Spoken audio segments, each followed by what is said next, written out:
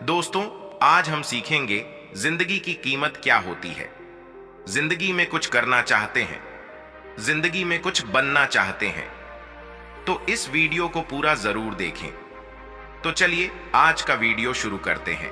दोस्तों, आज की इस इंस्पायर्ड लाइफ स्टोरी के जरिए हम आपको बताएंगे कि बुद्ध के नजरिए से हमारी जिंदगी की कीमत क्या है।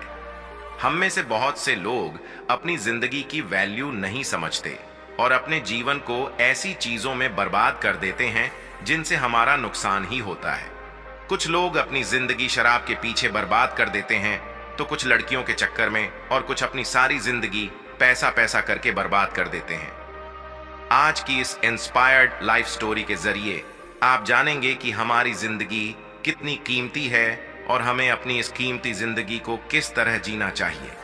एक बार की बात है, गौतम बुद्ध अपने शिष्यों को जिंदगी से जुड़ी अच्छी बुरी चीजों का ज्ञान दे रहे थे। सभी शिष्य उनकी बातों को बहुत ध्यान से सुन रहे थे। उन सभी में एक शिष्य ऐसा था जिसे प्रश्न पूछने की बहुत आदत थी। वो उठकर गौतम बुद्ध के पास गया और उनसे बोला, आप हमें जिंदगी के बारे में जो कुछ सिखा रहे हैं उस सब का क्या फायदा, क्योंकि हम में से बहुत से बच्चों को ये भी नहीं पता कि हमारे जीवन का मूल्य क्या है और ये जीवन हमारे लिए कितना कीमती है। पहले आप हमें ये बताइए कि इस जीवन का मूल्य क्या है। अपने शिष्य की बात सुनकर गौतम बुद्ध अपने कक्ष में गए और एक चमकता हुआ पत्थर का टुकड़ा लेकर आए।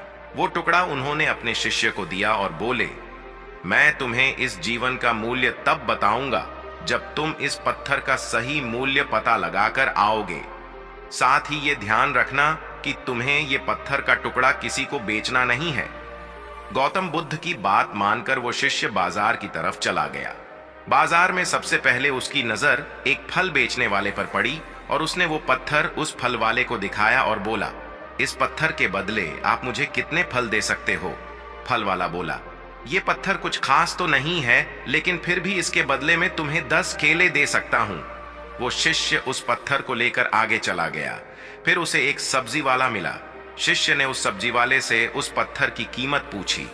सब्जी वाले ने उस पत्थर को ध्यान से देखा और बोला, इस पत्थर की कीमत के बदले में तुम्हें ज्यादा से ज्यादा एक बोरी भरकर सब्जियां दे सकता हूं। इसके बाद वो शिष्य उस पत्थर को लेकर एक सोने के व्यापारी के पास गया। उस पत्थर की टुकड़े की चमक देखते ही उस सुनार ने उसकी कीमत 100 सोने के सिक्के लगाई। शिष्य ने वो टुकड़ा बेचने से मना किया तो वो सुनार उसके बदले 200 सोने के सिक्के देने को भी राजी हो गया, लेकिन शिष्य ने वो पत्थर नहीं बेचा। इसके बाद वो शिष्य एक हीरों के व्यापारी के पास गया और उनके सामने उसने वो पत्थर के टुकड़े को रख दिया। उस पत्थर को देखते ही हीरों के व्यापारी ने एक साफ कपड़ा बिछाया, उस पत्थर को उसके ऊपर रखा, फिर उसकी परिक्रमा की और हाथ जोड़कर उस पत्थर को कपड़े में लपेटते हुए वो बोला, तुम जिसे मामूली पत्थर समझकर उसकी कीमत पूछ रहे हो, असल में ये एक बेशकीमती रूबी है। ऐसा रूबी हर किसी को नहीं मिलता। मैं अगर अपना सब कुछ बेच भी दूं तो भी इसकी कीमत नहीं चुका सकता। उस व्यापारी की बातें सुनकर वो शिष्य हैरान हो गया। वो दौड़ा दौड़ा सीधा बुद्ध के पास आया और उन्हें उसने जो कुछ भी बाजार में हुआ वो सब बताया। उसकी अचरज भरी बातें सुनकर गौतम बुद्ध बोले, तुम्हारे सवाल का जवाब इस रूबी की कीमत में ही छिपा है। हमारा जीवन भी एक रूबी है। रूबी की तरह ये भी बेशकीमती है, लेकिन हम इस बात को हमेशा नजरअंदाज करते हैं और अपने जीवन का मूल्य नहीं समझते।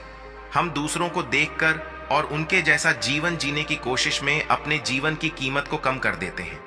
हम ये सोचते हैं कि हमारी जिंदगी की कीमत वही है जो दूसरे हमें बताते हैं, लेकिन ये बात हमेशा ध्यान रखना कि सामने वाला अपनी हैसियत, बुद्धि और अपनी समझ के हिसाब से तुम्हारी कीमत लगाता है।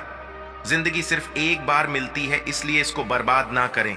अपनी जिंदगी को उतना ही कीमती समझें जितना कीमती आप अपने बैंक में रखें रुपयों को समझते हैं। आज के समय में लोग अपनी जिंदगी से ज्यादा कीमती प्यार, पैसों और दिखावे से भरी चीजों को समझते हैं।